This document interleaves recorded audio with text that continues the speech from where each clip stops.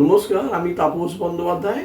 আমি আগেও একটা বই প্রকাশ করেছিলাম জীবনদ্বন্দ্ব, বঙ্গীয় সাহিত্য সংসদের এই প্রকাশনাতে, এবং এবারেতে আমার মিসেস, আমার স্ত্রী শ্রীমতী অর্পিতা বন্দ্যোপাধ্যায়ের সঙ্গে যুক্তভাবে এই নতুন বই প্রকাশ করেছি, জগৎ প্রেমময়। আমরা দেখি পৃথিবীতে সমস্ত জীব জগতে, প্রাণী জগতে, উদ্ভিদের মধ্যে একটা অদ্ভুত প্রেম আসে, প্রেরণা আসে।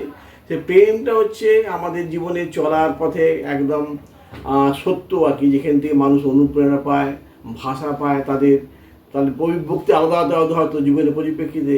প্রজাপতি রঙেতে, রামধনু রঙেতে, দিনে শেষে সব জায়গাতেই আমরা একটা সেই প্রেমের ছোঁয়া দেখতে পাই। মানুষের প্রেম, মাতৃপ্রেম, গাছের প্রেম, পশু পাখির প্রেম, সব জায়গাতেই সেই প্রেমাস্পদ, এবং ঈশ্বরের প্রেমও দেখা যায়।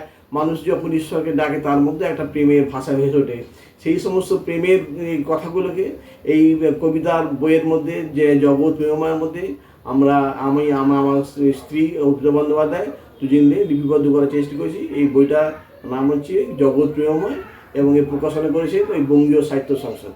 নমস্কার।